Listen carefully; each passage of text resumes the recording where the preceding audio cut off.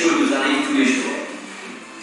Et en 24 heures, on se pose tellement de questions du genre, je mange quoi? Je m'habille comment? Qui je vais voir? Parfois des questions plus importantes comme, qu'est-ce que je veux faire plus tard? Qui j'épouserai? Où j'habiterai? Il arrive qu'on se pose des questions encore plus importantes. Par exemple, pourquoi suis-je là? Quel est mon but? Y a-t-il plus que cette vie? Dans les faits, il n'y a pas beaucoup d'endroits où explorer ces grandes questions de la vie. Chez Alpha, on veut créer un espace pour parler de ces questions de manière ouverte et honnête.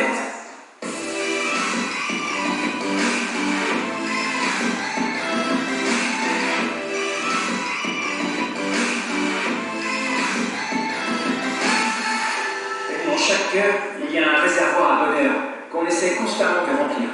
Par exemple, si j'avais plus d'argent, ou de plus beaux vêtements, ou une nouvelle copine, je serais heureux. À la tombée de la nuit, les filles s'en allaient. Il n'y avait plus que moi et Dieu. Et je me disais, la vie a plus à offrir que ça. Ma vie, c'était je veux, et je n'obtenais rien. On a tous en nous une profonde faim spirituelle qu'on essaye de combler.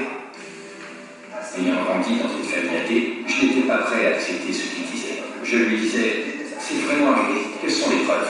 Je ne vais pas gober ce qu'on me dit parce que ça me touche.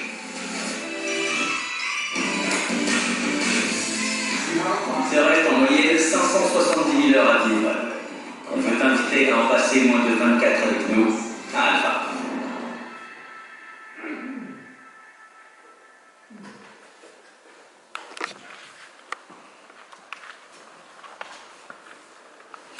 Chers amis, chers frères et sœurs, bonjour. Bienvenue dans ce temple pour ce culte préparé par les jeunes du caté sur le thème. On a déjà passé l'alpha et l'oméga. Alors, comme vous avez pu le voir sur ce teaser d'introduction un peu particulier aujourd'hui, les jeunes vendredi ont été au bout de leur série Parcours Alpha. Alors, le Parcours Alpha Aventure, c'est un support vidéo qu'on a utilisé pour répondre à leurs grandes questions sur la foi chrétienne. Et la dernière question, bien sûr, c'était est-ce que c'est un début ou un commencement, la fin de cette série? Donc, c'est un culte spécial sur le thème l'alpha et l'oméga, le début, le commencement ou la fin. J'espère qu'on arrivera à répondre à cette question durant ce culte. Quoi qu'il en soit, bienvenue dans ce lieu, sentez-vous comme chez vous, que chacun se sente ici vraiment comme chez lui, que la grâce et la paix vous soient données de la part de Dieu notre Père et Jésus-Christ notre Sauveur. Je vous invite à chanter le premier chant, vous pouvez vous lever.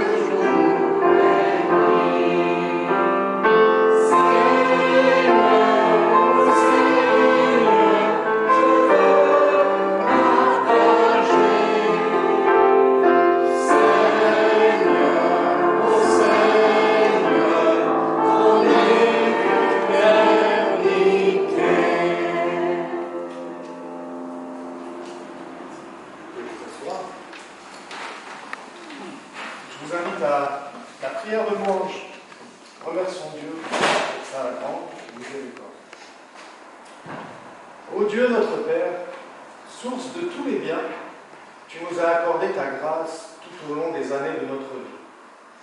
Nous te remercions pour l'amour et la bienveillance avec lesquels tu as comblé nos jours et tu nous as conduits jusqu'ici. Amen.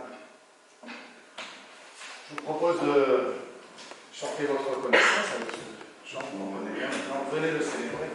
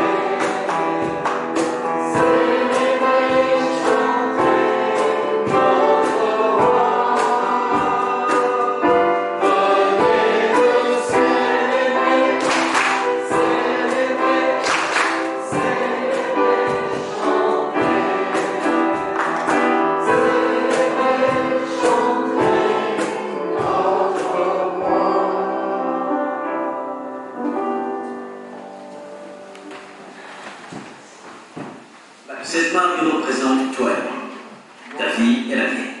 Ce livre représente ce qu'on a fait de mal. Les péchés créent une barrière entre Dieu et nous. Cette main représente Jésus. Jésus n'a rien fait de mal. Il a vécu une vie sans péché. Il n'a donc aucune barrière entre son Père Céleste et lui. Il y a un verset dans l'Ancien Testament qui prophétise la mort de Jésus. Nous étions tous errants comme des brebis. Chacun suivait sa propre voie. Et ensuite, il a dit, le Seigneur lui a fait subir les conséquences de nos fautes à tous. Sur la croix, Jésus a porté vos péchés et les miens. Le résultat pour nous, on est libre d'avoir une relation avec Dieu. Il était une fois deux petits garçons qui étaient les meilleurs amis. Ils jouaient ensemble, allaient à l'école ensemble, ils étaient même à l'université ensemble. Ils étaient inséparables, jusqu'à ce que leur carrière prenne des directions très différentes. L'un devint avocat, l'autre criminel. Alors que le premier fut promu juge, l'autre s'enfonça dans une vie de criminel. Un jour, il fut attrapé et mis en procès. Le jour fatidique arriva, il se retrouva nez à nez avec son ancien meilleur ami, le juge. Celui-ci faisait face à un dilemme.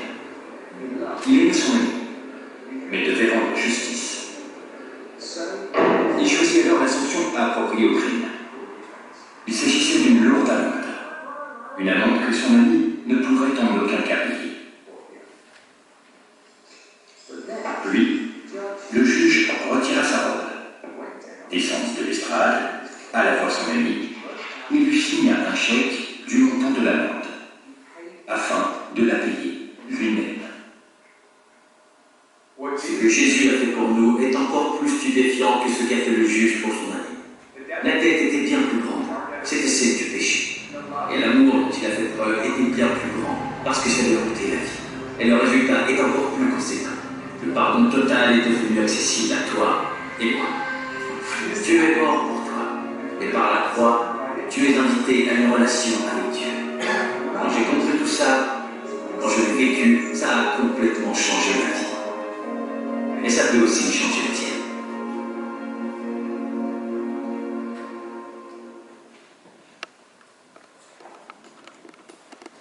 Pourquoi Jésus est-il mort?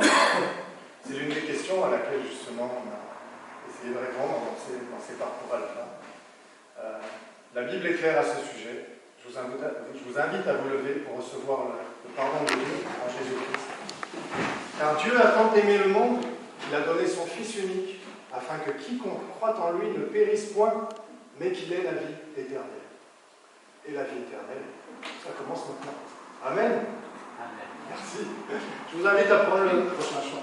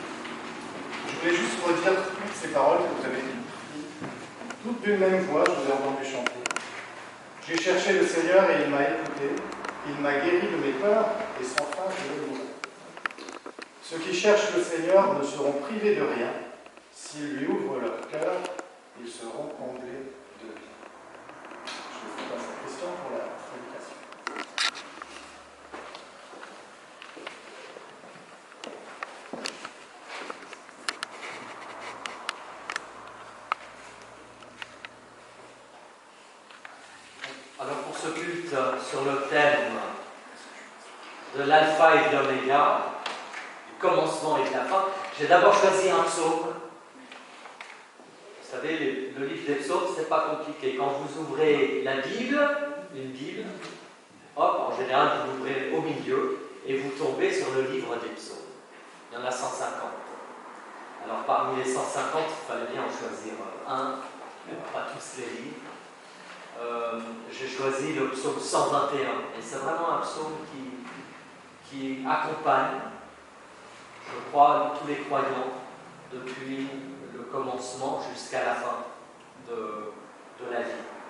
Et vous comprendrez pourquoi après que voilà, je l'ai lu.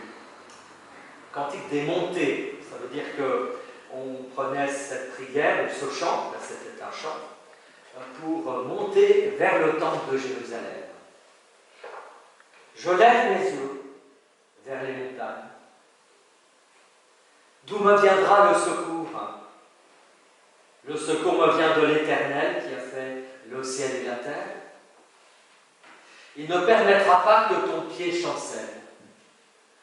Il ne sommeille ni ne dort celui qui garde Israël. L'Éternel est celui qui te garde. L'Éternel est ton ombre protectrice. Il se tient à ta droite, et pendant le jour, le soleil ne te frappera pas, ni la lune pendant la nuit. L'Éternel te gardera de tout mal, il gardera ta vie, il gardera ton départ et ton arrivée, dès maintenant et pour toujours. Amen. Et puis en seconde lecture, toujours sur ce même thème, évidemment on a pensé à cette parole de Jésus, du Christ. C'est dans le livre de l'Apocalypse. C'est vraiment les dernières paroles de la Bible, les dernières lignes de la Bible. On est au chapitre 21. Il y a 22 chapitres dans le livre de l'Apocalypse. Et au chapitre 21, voilà ce que Jean a vu. C'est une vision. Et il nous dit ce qu'il a vu.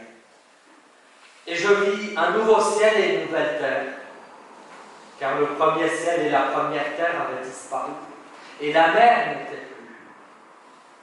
Et je vis descendre d'auprès de Dieu la ville sainte, la nouvelle Jérusalem, préparée comme une mariée qui s'était faite belle pour son époux. Et j'entendis une voix forte venant du ciel qui disait: voici le tabernacle de Dieu parmi les hommes, et il habitera avec eux.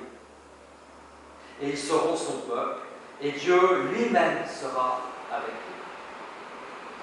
Et il essuiera toute larme de leurs yeux, et la mort ne sera plus. Et il n'y aura plus ni deuil, ni cri, ni douleur, car ce qui existait avant aura disparu. Et celui qui était assis sur le trône dit: voici que je fais toutes choses nouvelles. Et il ajouta: écris cela, Jean, car ces paroles sont dignes de confiance et elles sont vraies. Et puis il me dit: je suis l'alpha et l'oméga, le commencement et la fin.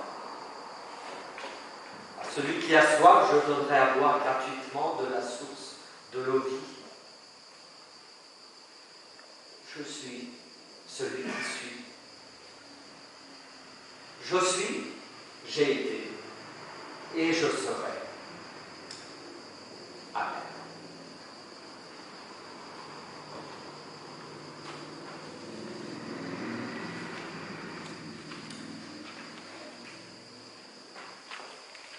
Alpha et Oméga, chers amis. D'ailleurs, je ne sais pas si vous le savez, mais enfin, vous le savez certainement, mais peut-être que vous n'avez pas prêté attention. Mais dans le mot alphabet, il y a alpha, bêta, et ce sont les deux premières lettres de l'alphabet grec. De même que alpha est la première lettre de l'alphabet grec, et oméga, bien sûr, la dernière lettre de l'alphabet grec, qui est le plus ancien des alphabets encore utilisés de nos jours, puisqu'en Grèce, eh bien, on parle toujours grec, et on utilise toujours cet alphabet qui s'est répandu dans tout le bassin méditerranéen grâce à Alexandre le Grand. C'est lui, grâce à ses conquêtes, en fait, que l'alphabet grec s'est répandu sur toute une partie du bassin méditerranéen. Et il a été à l'origine de beaucoup d'alphabets, dont notre alphabet latin.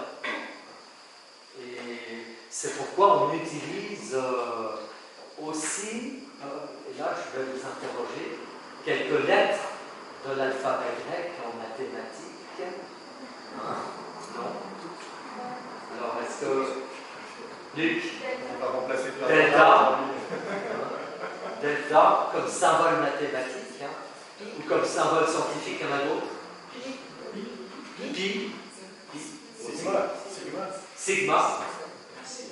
Vous voyez combien l'alphabet grec, finalement, il fait partie de notre quotidien, y compris au lycée, y compris en maths, en sciences, en chimie, en physique. On l'utilise, voilà, c'est parce que c'est le premier alphabet, en tout cas celui qui est encore utilisé aujourd'hui.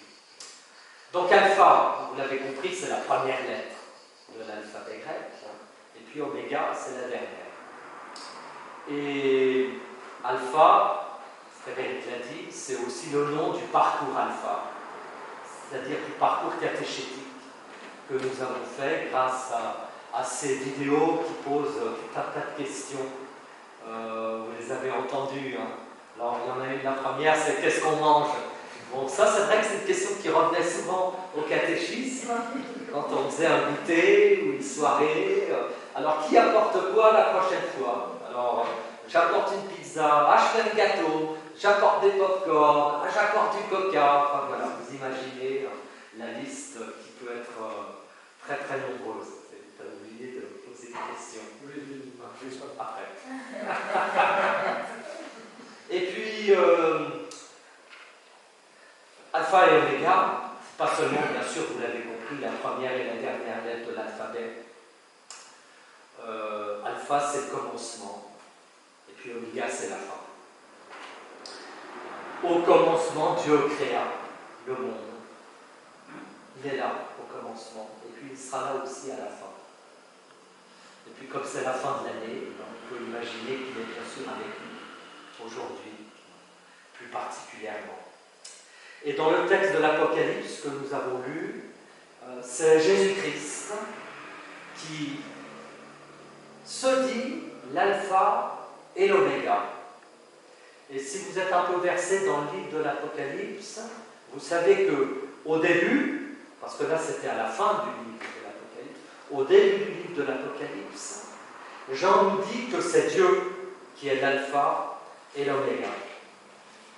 Comme pour nous dire que du coup, il y a une sorte d'unité entre Dieu le Père, créateur du ciel et de la terre, et Dieu le Fils, Jésus-Christ. Et que cette unité, permet de dire que Dieu le Père comme le Christ, tous les deux, sont l'alpha et l'oméga de notre vie. Et pas seulement de notre vie personnelle, de l'histoire de l'humanité. Puisque vous l'avez entendu, Jésus le Christ, Jean dit de lui qu'il est, qu'il était et qu'il sera. De même que Dieu, aussi au début du livre de l'Apocalypse, il est dit qu'il est, qu'il était et qu'il sera. Et cela signifie une chose toute simple, mais dont on n'a peut-être plus conscience, c'est que Dieu est maître du temps, maître de la création, depuis le début jusqu'à la fin. Et ce que Jean dit de Dieu, eh bien, il le dit très certainement en référence, j'en suis sûr, d'abord à l'Ancien Testament, à la Torah, et plus précisément à l'Exode au chapitre 3, car celui qui s'est manifesté à Moïse, c'est celui qui est, qui était et qui sera. Et les spécialistes juifs et les spécialistes chrétiens de la Bible l'ont désigné véritablement comme le maître du temps. Celui qui était au commencement. Bereshit bara Elohim en hébreu. Au commencement, Dieu créa le ciel et la terre. Qui est maintenant avec le peuple, son peuple, et qui viendra à la fin des temps. Et Jean, le prophète des temps nouveaux, Jean le visionnaire, est d'abord scrutateur de l'Ancien Testament. Son Dieu a certes des projets pour l'avenir, mais il est d'abord le Dieu des vivants qui dit maintenant à nous tous, eh bien écoutez, si vous voulez construire l'avenir, appuyez-vous d'abord sur le passé. Et toute l'Apocalypse va dans ce sens que le Dieu qui a créé le monde, qui a appelé Abraham, qui a donné à Moïse sa loi, c'est lui qui viendra parachever son œuvre. Mais appuyez-vous sur lui pour construire votre présent, pour bâtir votre présent. Je ne sais pas si vous avez fait attention à l'ordre des verbes. D'abord, Dieu est, puis c'est celui qui était avant, et enfin c'est celui qui sera. Et ça devrait nous rassurer par rapport à l'avenir. Ce sera l'avenir de ce Dieu, et pas de n'importe quel Dieu d'ailleurs. Ce sera en Christ l'avenir de ce Dieu fidèle qui s'est déjà manifesté à Moïse, qui s'est manifesté à travers toute l'histoire d'Israël, à travers les prophètes. Et c'est celui-là qui se manifestera à la fin des temps et que vous pouvez déjà rencontrer dans l'aujourd'hui de votre existence. Et je suis frappé encore par le facteur temps qui traverse tout le livre de l'Apocalypse. Comme si Jean nous disait, l'avenir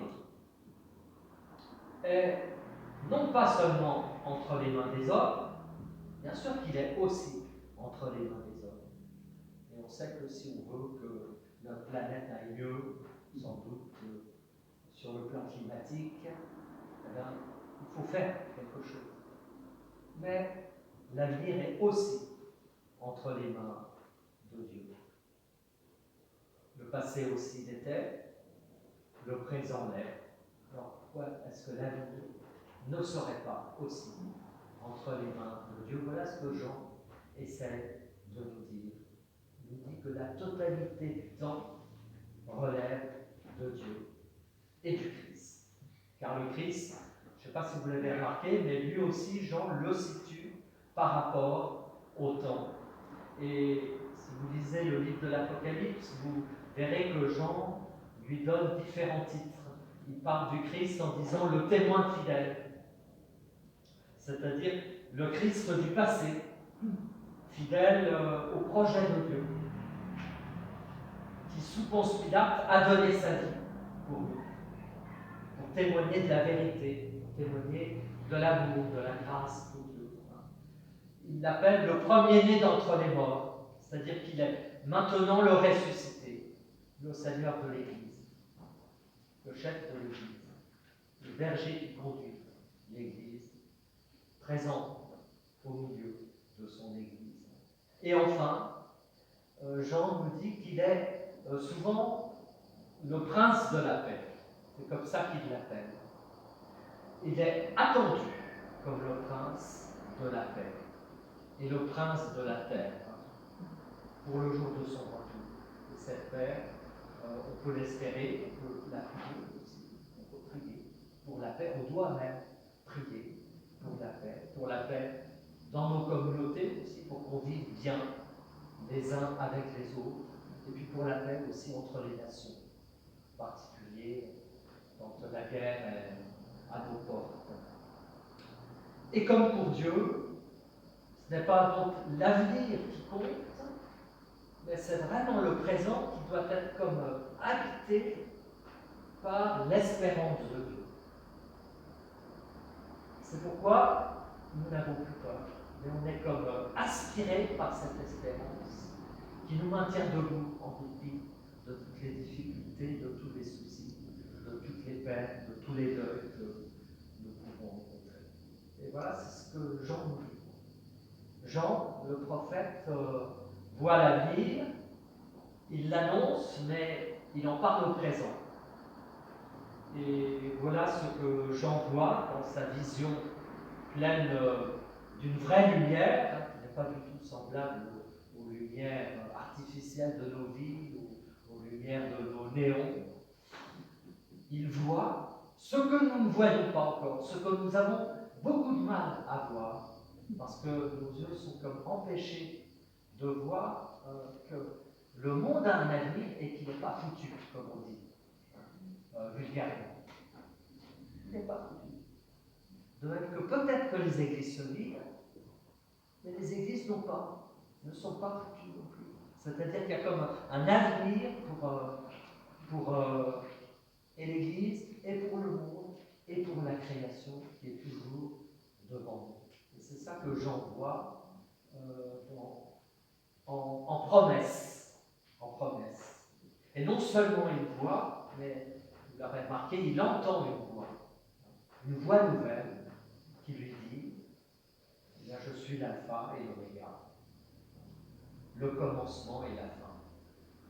Autrement dit, je suis là au début de ta vie et je serai là à la fin de ta vie. Et je m'y tiens et je suis comme, vous savez, on pourrait prendre l'image de deux serre-livres sur une bibliothèque. Ça maintient les livres ensemble de manière à ce qu'ils ne tombent pas de l'étagère. Puis je suis comme voilà, deux serre-livres qui maintient le monde debout, qui maintient l'humanité debout. Et celui qui dit je suis l'alpha et l'oméga dit bien voilà, j'ai deux bras pour te tenir, pour te soutenir, pour te porter. Un bras gauche, un bras droit, et du haut de cette croix, on pourrait dire que ces deux bras bénissent le monde et nous bénissent pour que nous puissions continuer à marcher paisiblement, sereinement, les uns avec les autres, fraternellement, pour construire cette humanité, ce royaume de Dieu, cette terre promise dont les Écritures parlent si souvent. Et voilà ce que nous dit donc Jean. Et en conclusion, je dirais ce résumé: appuyez-vous sur le passé de la fidélité de Dieu et du Christ, le témoin fidèle. Et ensuite, appuyez sur ce passé qui est raconté dans la Bible. Écrivez à votre tour l'histoire, votre propre histoire, avec des pages blanches, des pages nouvelles, de la parole nouvelle qui vous est adressée. Et puis dites aux gens que vous rencontrez ce que j'ai dit aux 7 églises d'Asie, ces gens qui parlent toujours, la grâce et la paix soient avec vous. Voilà la mission de l'Église, en quelque sorte, c'est de dire tout simplement cela. La grâce et la paix vous sont données, qui que vous soyez, quoi que vous ayez fait ou pas fait, ou mal fait, comme je le dis souvent. Vivez votre présent, déchargez-vous sur lui de vos soucis, et ne vous inquiétez pas de la vie, puisqu'il est l'alpha et l'oméga, le début et la fin. Amen.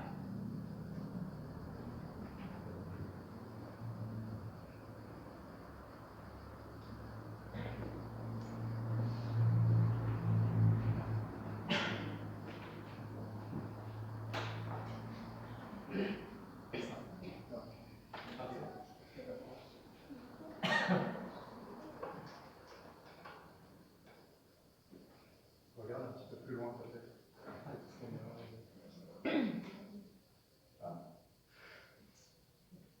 Et encore un peu plus loin.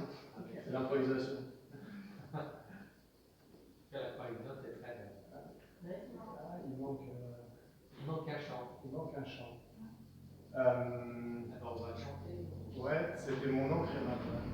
Je trouvais que ça allait bien dans notre texte, puisque voilà, notre Dieu est fidèle, il garde notre début et notre arrivée, mais je vais aller le trouver. J'ai juste une petite manipulation technique. Est-ce que pendant ce temps, peut-être Christian, tu pourrais faire les annonces? On me bouscule un peu l'ordre, mais pendant que je vais chercher. On fait les annonces. Pendant que je vais chercher. On fait les annonces.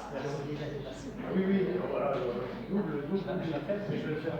La fin. Alors oui, non, ok. Pardon. Et On est bousculé. Vous voyez, c'est ça le bonheur d'être spontané. Il y avait une animation. Je n'ai pas voulu l'annoncer.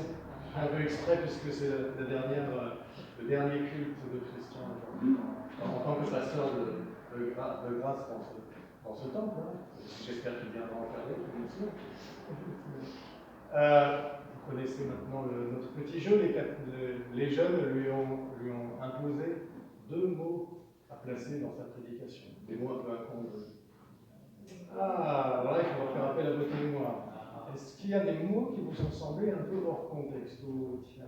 Tiens, il a dit ça dans la prédication. Eh ben non. ça aurait pu. Pas loin. Popcorn, oui. Le premier mot popcorn et le deuxième mot, il était très bien placé. Les Coca-Cola.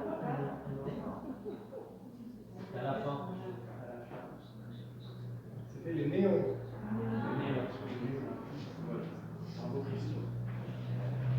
Le pauvre. Quelques annonces. La journée des prédicateurs, eh bien, elle a eu lieu. Je crois que Chantal y était, d'autres personnes parmi nous. Ça s'est bien passé? Oui, très bien.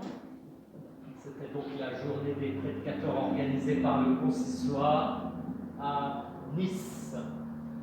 Voilà, demain ce sera mon dernier culte avance et j'aurai la joie de baptiser trois enfants au cours de ce culte dans la famille de Gérard.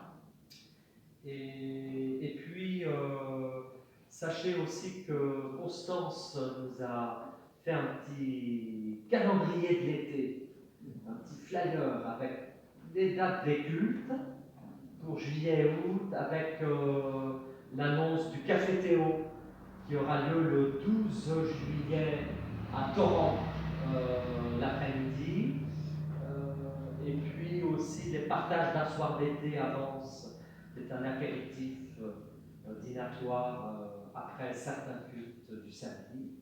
Voilà. Donc n'hésitez pas à prendre le flyer. Pour les cultes, en gros, il n'y aura pas de changement, c'est-à-dire qu'il y aura culte les samedis, les 3 premiers samedis du mois avance, et puis les 3 premiers dimanches du mois à Grasse, et puis le dernier week-end, on switch. Voilà, ça se passera comme ça en juillet et également en août, comme d'habitude, pas de changement. Et puis, que vous dire encore? Qu'il y aura des concerts, d'abord un concert ce soir, avec l'ensemble Synergie, dirigé par Yann Nollet, à 20h30. Donc vous pouvez rester ou revenir tout à l'heure pour ce concert. Et puis, les instants de grâce, d'autres concerts à partir du 30 juin jusqu'au 3 juillet. Et nous aurons ici 2 concerts. Samedi,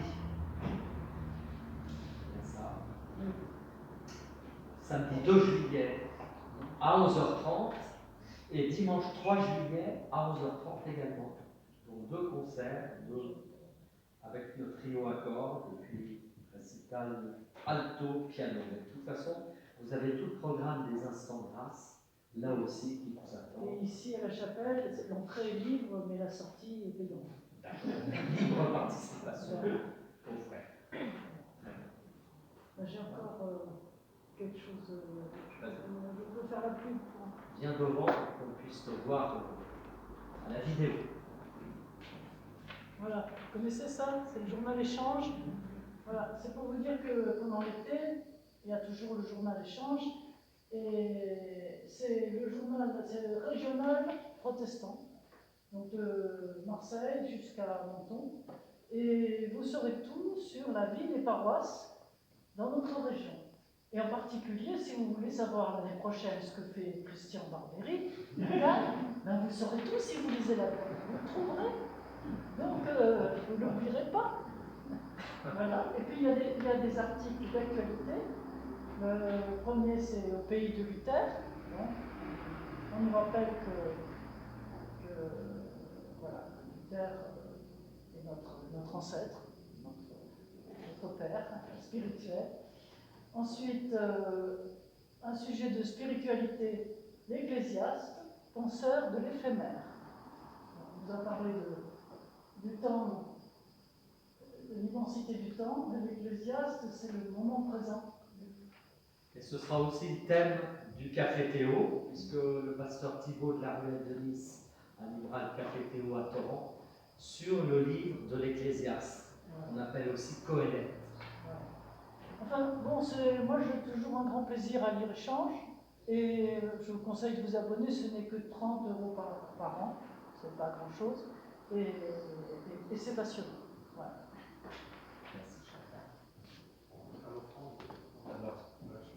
Alors, nous enchaînons directement avec le chant.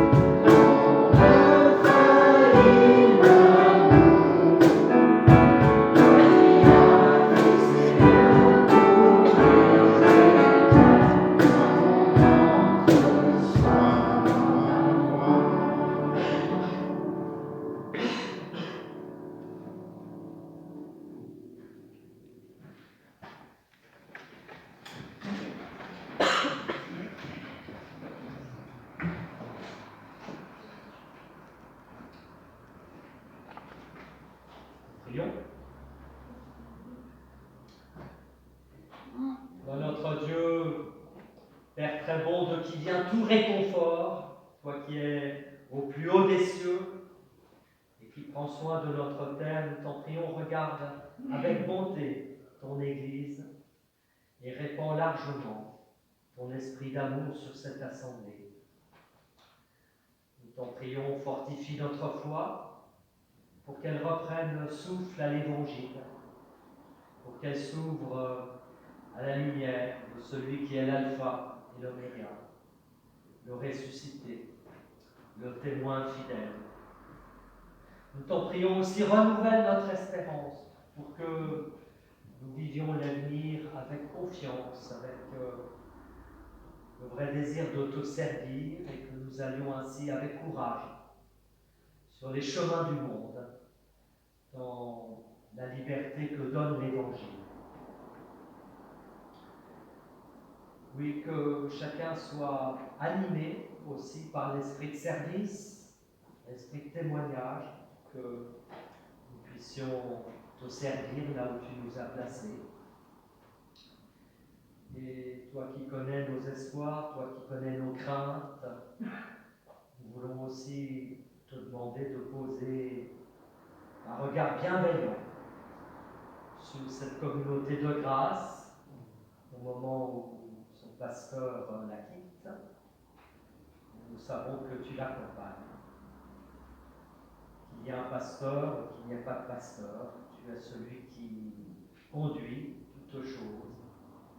Aussi veille sur cette Église, veille sur chacun des membres dans ses activités, veille sur son conseil presbytéral, et que ton esprit vienne toujours ouvrir nos cœurs à ta plénitude pour que nous vivions en serviteurs de ta parole, sans autre souci que ta gloire et le salut du monde. Et puisque tu es le Seigneur de la paix, bien fais-nous le don de cette paix qui surpasse toute pensée et toute intelligence, et que cette paix repose sur nous, qu'elle repose sur nos familles, qu'elle repose sur les malades, sur les personnes qui traversent un deuil, qu'elle repose sur les jeunes aussi du catéchisme, qu'elle repose sur les enfants de l'école biblique, sur les jeunes et les moins jeunes, et que cette paix déborde bien au-delà, et qu'elle repose sur les peuples en conflit, pour aller jusqu'aux extrémités du monde, apporter cette paix à laquelle nous aspirons tous. Et c'est avec confiance que nous terminons cette prière en te disant: Notre Père, qui es aux cieux, que ton nom soit sanctifié, que ton règne vienne, que ta volonté soit faite sur la terre comme au ciel. Donne-nous aujourd'hui notre pain de ce jour, pardonne-nous nos offenses, comme nous pardonnons aussi à ceux qui nous ont offensés. Ne nous laisse pas entrer en tentation, mais délivre-nous du mal, car c'est à toi qu'appartient le règne, la puissance et la gloire, au siècle des siècles. Amen.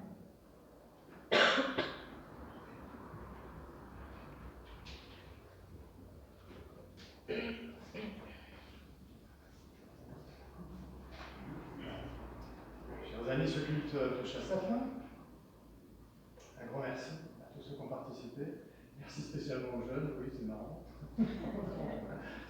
Merci pour votre bonne humeur, ça fait plaisir. c'est super. Voilà. Noélie à la technique, un grand merci. Avec Clément. Ça va bien. Nathan, qui a amené un ami, bienvenue. Antoine. Bienvenue, c'est toujours plaisir. Anna, Claire, merci beaucoup. Valérie, Ouais. merci. Merci à vous. Je vous invite à vous lever pour la bénédiction.